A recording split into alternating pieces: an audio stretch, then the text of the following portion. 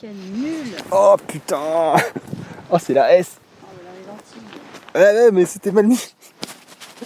Attendez, 2 secondes. Oh putain. Bon, bonjour. Non mais c'est de la merde ça, putain de sa race. Ah putain, c'est mal mis. On n'avait pas fait un nœud. Ouais, allez. C'est bon, il y a des... C'est bon ou pas? Enfin, je veux dire, j'ai fait le clac, donc je pourrais couper. Ok. Salut mes petits lapins, j'espère que vous allez bien. Bon, juste avant d'entamer cette petite vidéo, je voulais vous présenter ça. Alors, je pense que tout le monde connaît, enfin tous ceux qui travaillent un petit peu, parce qu'il y en a, à mon avis, ça doit leur être totalement étranger. Voilà, ça c'est une petite blouse qu'on met par-dessus ses vêtements de travail. Alors moi, j'utilise surtout ça quand je fais du débroussailleur, parce que ben, hop, quand c'est la pause de midi, j'enlève ça, je suis tout neuf en dessous, je peux aller manger sans me mettre à poil. Et après, hop, je renfile ça et je rattaque. Donc ça c'est pas mal, hein. Bon, tous les agriculteurs, les éleveurs le mettent, hein, évidemment. Mais pour ceux qui ne connaissent pas, voilà, et ça coûte pas cher, hein, ça coûte une vingtaine d'euros. Alors, hein? Non, celle-là était pas cher mon cœur. Les liens Amazon sont dans la description d'ailleurs. Non, je déconne. J'ai dû l'acheter à Gamme Vert, enfin bon, c'est pas important. Voilà, alors là du coup en fait ben, j'étais en train de faire l'entretien de tout cet espace ici. Donc ça a été un chantier de au moins 2 jours et demi, quelque chose comme ça. On n'a pas tout à fait terminé. Donc pour rappel, ici on est dans un bien de section, c'est-à-dire qu'on n'est pas propriétaire de cet espace, mais que c'est les habitants du lieu-dit qui en ont la jouissance. Chose plutôt cool, on est les seuls habitants du lieu-dit. Donc c'est nous qui en avons la jouissance, mais on a aussi la responsabilité, c'est-à-dire de l'entretenir. Alors c'est un terrain qui a pour particularité bien d'avoir la source d'eau avec le bachat historique qui est ici. Alors je sais que ben, les anciens lapins ils connaissent ça par cœur, ils l'ont vu 100 000 fois. Mais bon, c'est comme ça, au fil des saisons, je vous rabâche la même chose.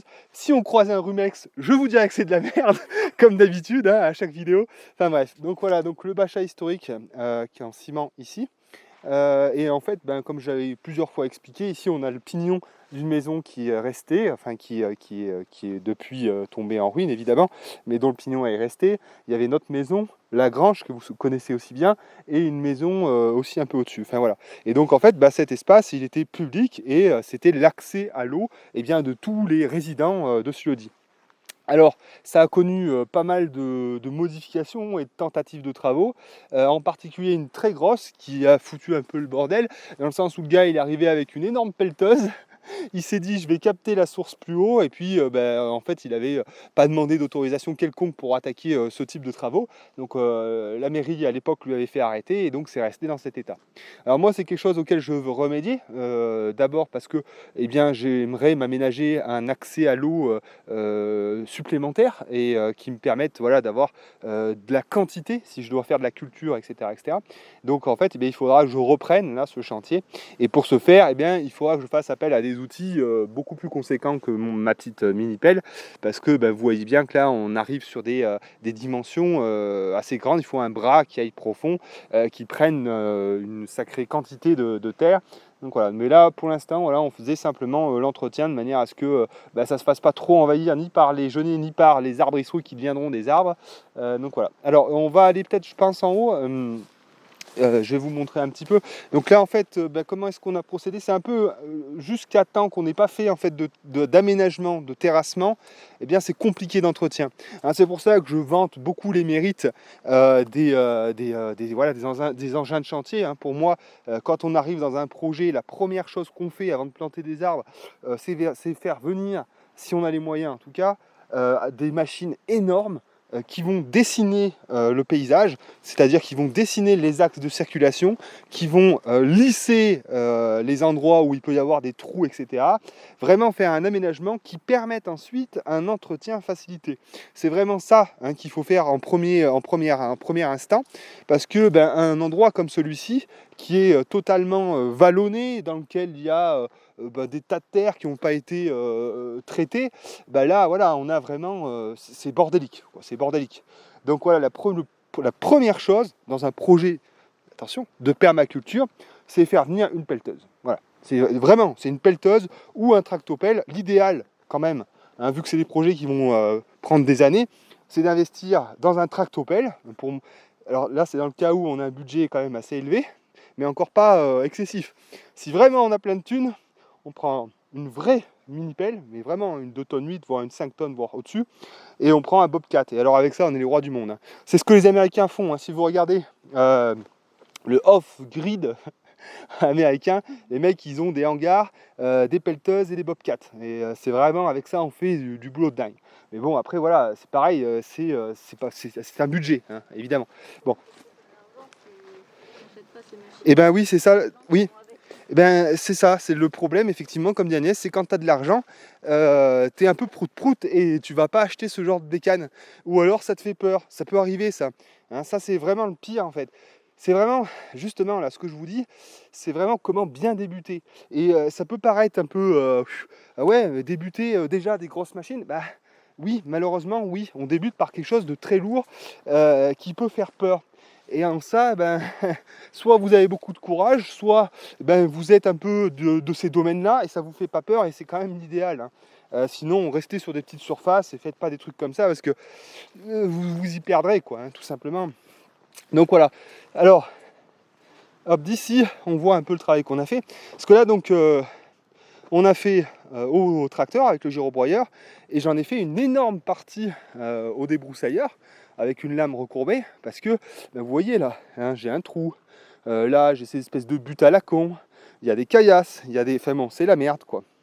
Donc ça, une fois ben, que c'est bien fait, je veux dire voilà, si admettons j'avais fait les choses correctement et dès que j'étais arrivé, j'aurais acheté un gros tractopelle, ben, la source elle serait captée, ça serait tout d'un seul tenant, et au lieu de passer 3 jours à faire mon entretien, ben, je passerais qu'une seule journée et j'aurais un accès à l'eau en plus déjà aménagé. Bon, avec des scies, on mettrait pas rien en bouteille, mais c'est pour vous dire quoi. Pour moi, vraiment, quand on arrive sur des dimensions qui dépassent l'hectare, voilà. Si on arrive sur des dimensions qui dépassent l'hectare et qui ne sont pas des plaines, des prés, et que ça va plutôt ressembler à des choses vallonnées, tout de suite engin de chantier. Il faut tout de suite penser à engin de chantier. Tout de suite, tout de suite, tout de suite. Il faut acheter ça tout de suite parce que après vous aurez plus l'argent pour le faire et ben vous serez comme moi, à bricoler avec des outils sous-dimensionnés et à faire très lentement, hein, vraiment. Voilà. Bon après là, moi heureusement, je suis assez bien entouré d'agriculteurs, etc. Là, je suis en train de voir avec un ami Jean-Paul qui est sur la commune, qui a un tractopelle, un 540, un CAZ 540, je crois. Je crois que c'est ça, qui est en panne là. Donc, je suis en train de voir avec lui pour l'aider à faire la réparation, financer une partie de la réparation, et puis bien après, voilà, pouvoir l'utiliser. Enfin, je suis en train d'essayer de voir avec lui si on peut faire ce type de deal. Et donc bah, lui, bah, ça lui permettrait d'avoir de la main-d'œuvre, un coup de main pour la réparation et d'avoir du matériel bah, qui remarche. Et puis moi, ça pourrait me permettre justement ben, de faire les travaux qui sont à faire ici. Sachant que moi, je ne veux pas faire des travaux de fou, hein. Je veux remettre en fait à l'existant, hein, c'est-à-dire bah, éviter que j'ai ce fossé énorme en plein milieu là-bas qui d'abord est pas facile d'entretien, mais c'est surtout aussi ça peut être un danger. Un trou comme ça en plein milieu d'un terrain. Bon là, y a pas, on peut pas dire qu'il y ait plein de gamins qui passent, mais ou une bête sauvage, hein, une bête sauvage qui fait pas gaffe, qui rentre dedans, qui se casse une patte, enfin bon, c'est la merde quoi. Hein, il faut pas avoir des trucs dangereux comme ça sur son terrain. Donc voilà, enfin bref, donc j'ai pas mal dit beaucoup de choses là, mais voilà, donc ben quand même hein, beaucoup de travail là pour arriver à ça. Donc rappelez-vous, ça aussi c'était un espace il y a 2 ans qui était complètement boisé, avec plein de noisetiers qui avaient un certain âge. Donc tous ces noisetiers, on les a coupés, déracinés. Il y en a certains là qui restent à faire. Agnès en a coupé là. Donc voilà, donc ça sera un joli espace, hein, puisque là vous pouvez voir là qu'on a commencé à faire les terrasses, hein, parce que l'idée en fait c'est de pouvoir descendre, c'est bon tu arriveras à cadrer mon cas, c'est de pouvoir descendre sur plusieurs terrasses qui seront les unes après les autres et qui finiront de mourir tranquillement là-bas et au-dessus de la source quoi. Bon, enfin voilà, c'est un très très gros projet, un très beau projet. J'ai pour idée aussi, mais alors là par contre ça fera l'objet de demandes spécifiques puisqu'il s'agit d'une zone humide. Mais en aval de la source, j'aimerais aussi faire des aménagements qui permettront éventuellement de retenir l'eau et puis de faire un espace qui va vraiment favoriser en fait la biodiversité dans ces milieux-là, quoi, hein. Donc voilà, donc ça, il faut savoir que maintenant il y a un espèce, c'est pas le PLU, non, c'est autre chose. Je sais plus, il y a un organisme en fait qui gère ça et qui recense les zones humides en fait sur la commune. Voilà. Et donc quand on veut attaquer des choses sur ces trucs, sur ces espaces, eh bien on peut pas faire n'importe quoi. Il faut faire appel à des organismes spéciaux, etc., etc. Donc c'est plutôt une bonne chose, hein. Il y a une volonté, il y a quand même une volonté publique de préserver ces espaces, quoi. C'est quand même bien, je trouve. Voilà, donc il faut pas faire n'importe quoi non plus, quoi, hein. Parce que des fois, c'est pareil, en pensant faire bien, des fois, ben, on pourrait peut-être faire des trucs pas super, qui seraient pas dans le bon sens, quoi. Il faut vraiment faire attention. Bon, enfin voilà, quoi. Donc là, moi, je vais terminer de passer un coup là dans le trou de la source. Il faudra que je fasse derrière ben, on va continuer. Ça va, Bichette? Je suis pas trop brouillon parce que j'ai l'impression que je barre un peu. Non, ça va? Non, ça va, comme d'habitude, quoi, hein, c'est ça.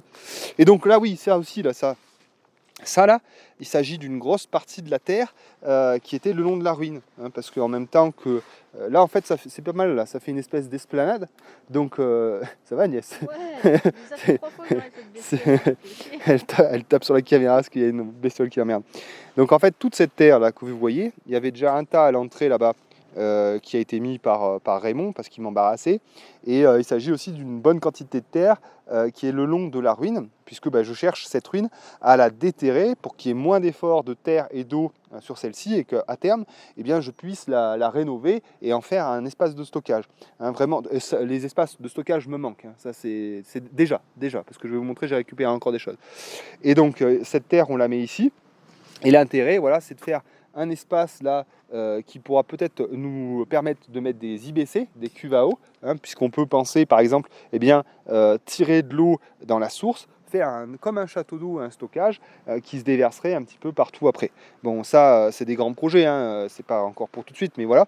Et puis là, c'est intéressant parce que les chasseurs peuvent se garer, les randonneurs aussi, ceux qui vont aux champignons, ça leur permet voilà, d'avoir un petit espace. Bon, il faut que ça soit un peu mieux aménagé, mais voilà, c'est pas mal, quoi. Et puis, ce qui est intéressant aussi, c'est que ça fait une vue d'ensemble, en tout cas de l'arrière, là, et c'est plutôt une bonne chose.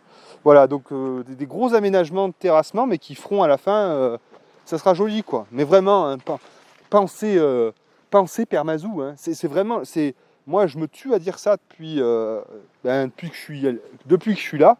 Je me tue à dire qu'il faut penser gros matériel, et je le dirai tout le temps parce que, alors encore une fois, hein, c'est clair que si vous arrivez sur une prairie où le travail a déjà été fait, hein, parce que c'est ça, hein, je veux dire, si vous arrivez sur un espace qui est plan, rectiligne, bien propre et tout, c'est qu'au préalable, il y a des machines qui sont passées, hein. Donc si ce travail a été fait, tant mieux pour vous, hein. À ce moment-là, oui, vous n'avez plus qu'à faire vos petits chemins et planter vos arbres. Mais encore une fois, ces terrains-là, c'est pas des terrains que vous allez pouvoir acheter. Pourquoi? Parce que ça, c'est des terrains agricoles et sur lesquels les éleveurs et les agriculteurs auront la priorité, en fait. Et puis d'abord, c'est bien possible qu'ils les aient déjà, ces terrains. Donc en fait, pour le particulier, c'est bien souvent des terrains qui n'ont pas vraiment d'intérêt ou qui demandent beaucoup trop de travail pour intéresser ces gens-là, quoi. Donc c'est un peu ça, quoi. Donc on en revient justement, encore une fois, au fait que vu qu'on a des terrains de seconde main, on va dire, oui, je sais pas comment expliquer, il faut du matériel, et puis derrière, si on n'a pas les moyens pour le faire, il faut impérativement communautariser, hein. Alors ça veut dire quoi? C'est ce que moi j'imagine un petit peu dans le futur, c'est que voilà, moi je suis bien outillé, tout ça, je suis prêt à rendre service, et je l'ai déjà dit plusieurs fois, je mets mes outils à disposition, mon savoir-faire aussi à disposition, mes conseils, et voilà. Et c'est vrai que si demain, des fois, moi j'avais l'occasion, j'avais un tractopelle, il serait aussi à disposition de mes amis. Voilà, ça c'est important, hein, parce on pourra pas tous avoir un tractopelle à 15 000 € qui dort dans un hangar, hein. Je veux dire, voilà, on n'a pas tous la chance d'avoir une mémé millionnaire. Bon, enfin bref, attends, ouais. Et donc là c'est pareil, là, cette terre là que vous voyez là, en fait, c'était pour continuer le relief. Vous voyez, il y a un relief qui est assez intéressant là, hein. On voit bien là qu'il y a un talus, hein, ça pourrait nous faire une réserve d'eau. Donc du coup, en fait, c'est pareil, les gravats qu'on avait sortis de la ruine, la terre, on a commencé comme ça nous fera dans un premier temps un passage, hein, parce que là c'est tout, c'est pareil, hein, là on peut s'enterrer avec le tracteur. Donc là ça nous fera un passage sec pour pouvoir passer, et à terme, si j'ai les autorisations, etc., pourquoi pas faire une partie immergée, quoi. Mais parce que ça, à mon avis, c'est pas. À part si t'appelles. Non, j'ai rien dit. Parce qu'après, on va encore me dire toujours à critiquer les autres, hein. Tu sais, ces petits bâtards là. Tu fais qu'à critiquer, à baver sur les autres, t'es pas intéressant. Nique ta mère, désabonne-toi, fils de pute, on n'a pas besoin de toi sur la chaîne. Non, mais c'est vrai, je les emmerde ceux-là d'une force. Ouais. C'est mes copains d'office qui parlent comme ça, du coup. Ouais, mais ils ont bien raison, c'est vrai. Faut les envoyer chier, ces têtes de cons là. Putain, franchement, ils vivent pas dans le vrai monde. Bon, enfin voilà. Qu'est-ce que je voulais dire? Mais rien de plus. Hein. Il faudra quand même encore derrière cette. J'ai encore du boulot là-bas. Ouais, j'ai encore masse boulot. Vous voyez là, c'est pareil. Hein, il faut que j'y passe un coup là. Et là, je peux difficilement venir avec le tracteur. Je peux même pas venir avec le tracteur. Oh putain, ma zette. Ah ouais. Ah ouais, ouais. Ah, j'avais pas vu. Putain, je l'avais Moi, pas j'ai vu. vu ça ce matin. Ah J'ai putain. fait un travail encore. Ouais. Puis là, bah, c'est des broussailleurs. Parce que là, je pourrais pas faire autrement. Et donc, ce qui va vraiment être intéressant aussi, c'est que là, on est à 2 pas de la voie forestière qui est juste là-bas. Et il y a un chemin qui descend sur cette voie forestière. Ça, c'est des choses que je veux réhabiliter. Parce qu'en fait, ça va vraiment me permettre de pouvoir circuler en périphérie de mon terrain et d'avoir des gros axes que je pourrais emprunter avec du gros matériel. Par exemple, admettons, si je loue une 15 tonnes, la 15 tonnes, je la fais décharger juste en bas. Et après, je monte par ce chemin-là avec. Et donc, je suis bien. Plutôt que passer par en haut où c'est des zones qui sont trop exiguës, que ça irait pas, quoi. Ça, c'est. Il faut vraiment ça. J'en ai parlé 1000 fois aussi. Hein, des axes de circulation. Putain, il faut vraiment penser. Faut vraiment penser. Comment dire. Je sais pas, comme DDE, quoi. Non, mais c'est vrai. Hein. C'est vrai parce que t'es bien emmerdé sinon, quoi. Bon. Allez, je continue un petit peu. Il fait bien beau, hein. Vous avez de la chance. Ce matin, il y a eu une bonne averse là. Là, ça fait beau comme tout. Là, c'est pareil, cet arbre, il va falloir le tomber aussi là. Il est mort celui-là, comme ça. Oui, un chat. Ouais, je sais pas, hein. Franchement, on verra. On verra si on le laisse pousser ou pas. Ben, enfin voilà. Allez, qu'est-ce que je voulais vous montrer d'autre? Je sais plus. Ça fait plaisir là, le soleil là, putain. Les jolies petites carottes. Regardez. Elles sont belles, hein, putain. Ouais, elles sont moins longues. Elles sont moins longues, mais elles ont grossi du coup. Enfin, elles sont plus grosses, elles sont plus. Hein? Bah, c'est pareil là. On a pour objectif là de broyer un peu là pour remettre une couche de broyat parce qu'on voit que là c'est tout mangé, vous voyez. Donc là on a toutes les mauvaises herbes qui arrivent. Donc faut remettre une couche de broyat pour être tranquille. Putain, j'avais un truc que je voulais dire et du coup je me suis coupé dans mon élan. C'est affreux. C'est affreux. Ah, il y a des gens aussi qui voulaient voir les bêtes. Ouais, bah et du coup ils sont dans les terrines là-bas. Non, on va aller les voir un peu. Hop. Alors, du coup, vu qu'il y a pas mal de gens du coin qui regardent un peu les vidéos et qu'ils ont vu que je grattais un peu les électrificateurs de clôture, j'en ai une tripotée à dépanner là. Je vais vous montrer ça, mais vite fait. Et juste avant, voilà, je vous avais expliqué aussi que j'avais pour projet de construire une remorque assez plus grosse que la petite Michelin. Parce que la petite Michelin, elle va vraiment bien, mais il y a des quantités qu'on n'arrive pas à mettre dedans, quoi. Donc du coup, je voulais en construire une. Et quand j'en ai parlé en fait à Roland, il m'a dit putain mais j'en ai une qui traîne et tout, elle nous fait chier, t'as qu'à la prendre, voilà. Et donc c'en est une comme ça, c'est très simple. Hein, donc c'était, je sais plus, une connaissance à lui qui l'avait fabriqué. Donc c'est vraiment, c'est de la cornière. Hein. Il n'y a rien de compliqué. Hein. Quelqu'un qui s'est soudé à l'arc est tout à fait capable de faire ça sans problème. Et donc là, il y a juste l'emprise des roues. Enfin c'est pareil. Hein, c'est juste pour mettre l'axe. Hein. Il y a deux fers plats en métal qui permettent de faire passer l'axe. Enfin bon, c'est pas compliqué quoi. Et donc les roues, c'était des roues de mobilette. Je vais vous montrer ça. Et donc du coup, évidemment, les chambres à air étaient fatiguées. Les pneus aussi, mais bon, les pneus, je vais pas les changer parce que bon, c'est pas fait pour faire de la route à donf, donc on s'en fout un peu. Mais je vais vous montrer ça. Voilà. Voilà, donc là, hop.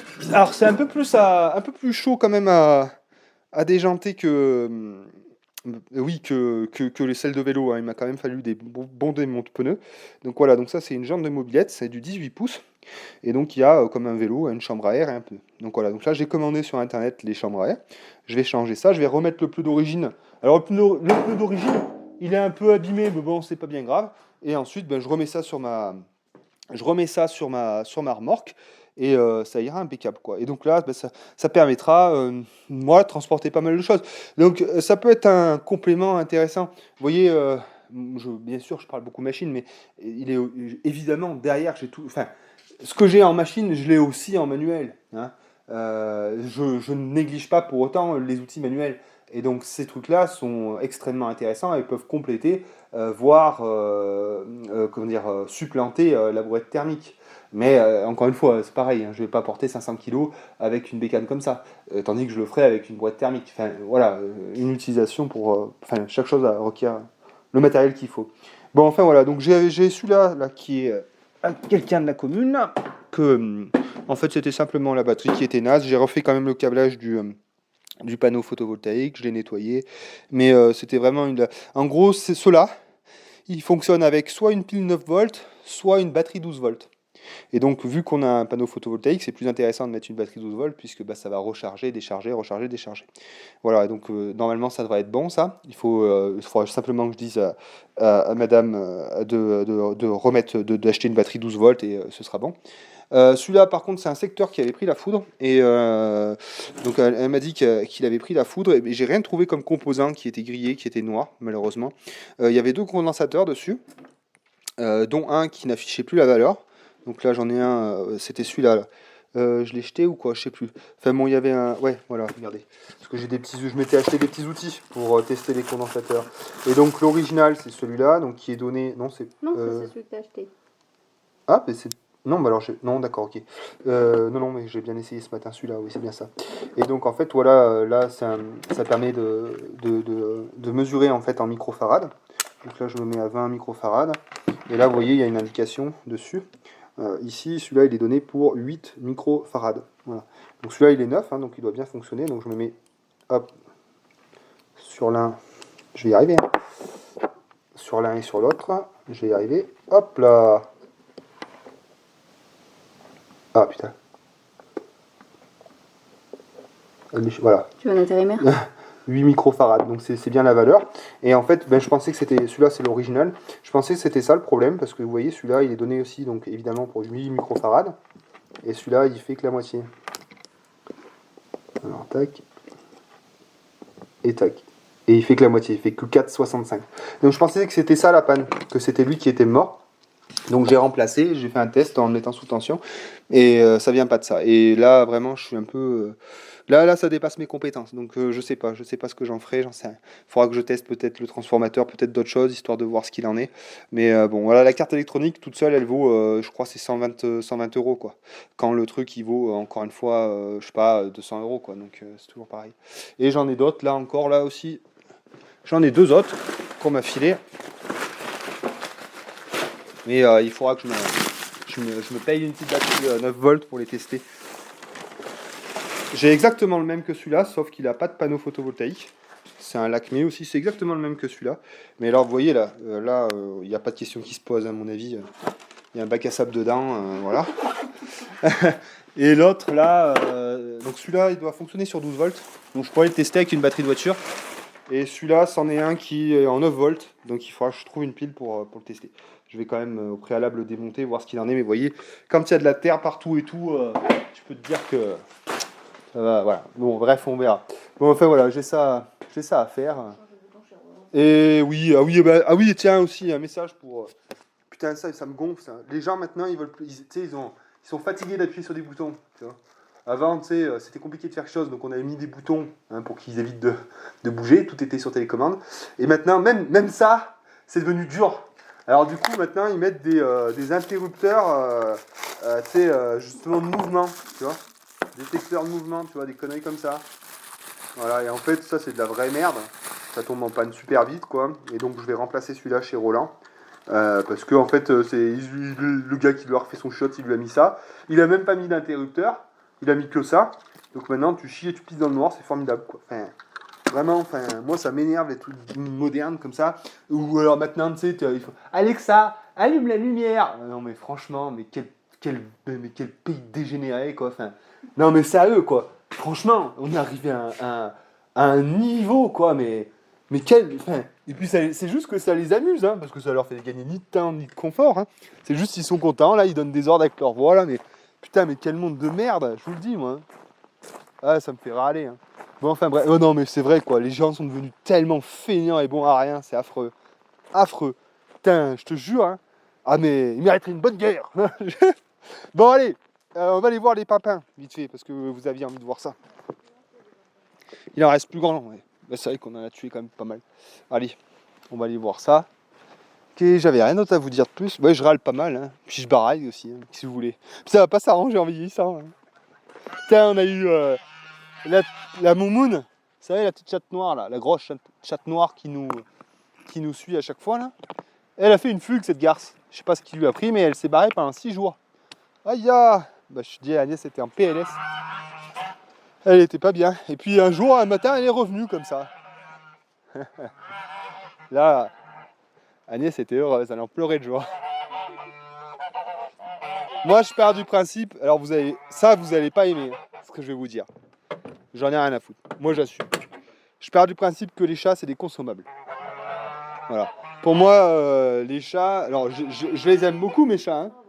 Faut pas croire, hein. Ma marquise, je l'aime affreusement et tout. Hein. Mais je suis pas attaché aux chats comme je suis attaché aux chiens. Pour moi, voilà, c'est des outils qui servent à réguler la population de rongeurs. Je les aime bien, mais voilà, il en manque un, c'est pas grave. J'en trouve un qui traîne dans la rue, il y en a plein partout. Je pose ici et puis il fait son travail. C'est vraiment des outils, quoi. Pour moi, c'est en fait pour vous dire, voilà, il y a les animaux d'élevage pour lesquels je n'ai absolument aucune empathie. Je m'en fous d'une force pas possible. Là, je prends le poulet, je lui tords le cou, je fais ça dans une détente absolue. Oui, je suis un gros psychopathe, tout ce que vous voulez, tout ça. Bah, c'est vrai.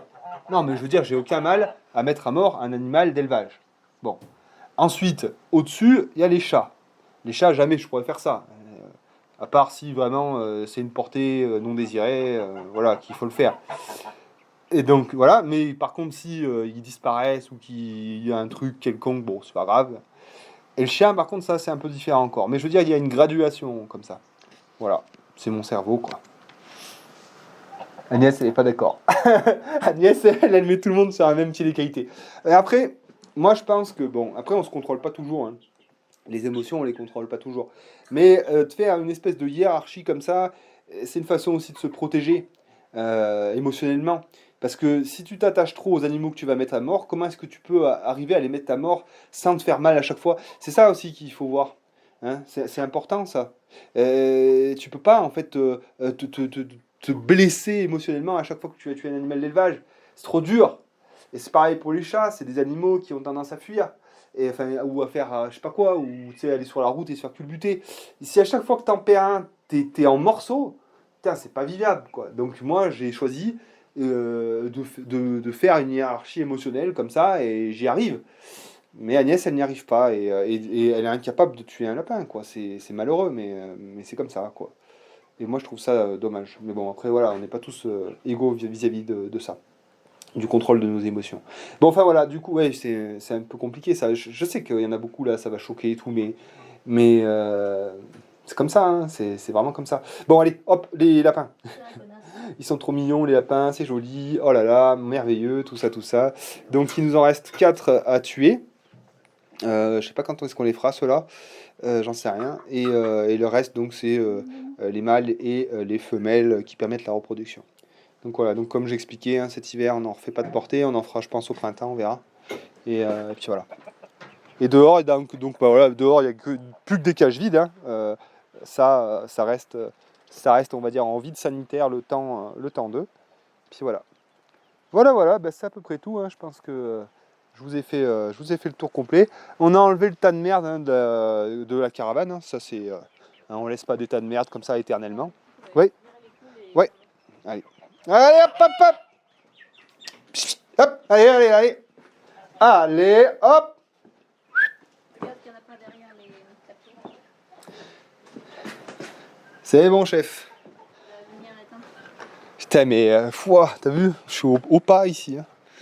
Voilà. Donc ouais, bon, ben, on n'a pas. Appuyez en haut. À une main, c'est chiant. Hein. Appuyez en haut. On n'a pour l'instant pas avancé non plus sur le chantier de la cuisine, puisque ben on a mis toutes nos économies en fait dans le chemin. Donc pour le moment, vous voyez, oui, c'est ça aussi que je voulais dire tout à l'heure. C'est que il n'y a jamais vraiment de pause liée au budget. Hein. Quand il n'y a plus d'argent pour acheter des matériaux et avancer des chantiers, il y a toujours moyen d'acheter 10 balles d'essence et de faire de l'entretien, de la taille, etc. Donc en fait, normalement, enfin, il n'y a pas de pause en fait, théoriquement. Il y a toujours, enfin, il y a toujours quelque chose à faire. Mais ça ne veut pas dire qu'il ne faut pas prendre de pause non plus. Hein. Parce que là, justement, là, nous, on était bien fatigués ces derniers jours. Là, on a levé un peu le pied. Voilà.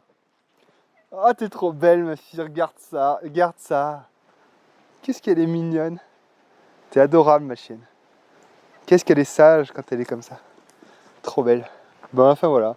Voilà mes petits lapins. Donc, ici, puis je ne vous ai pas montré les volailles, mais il y a toujours la même chose. Hein.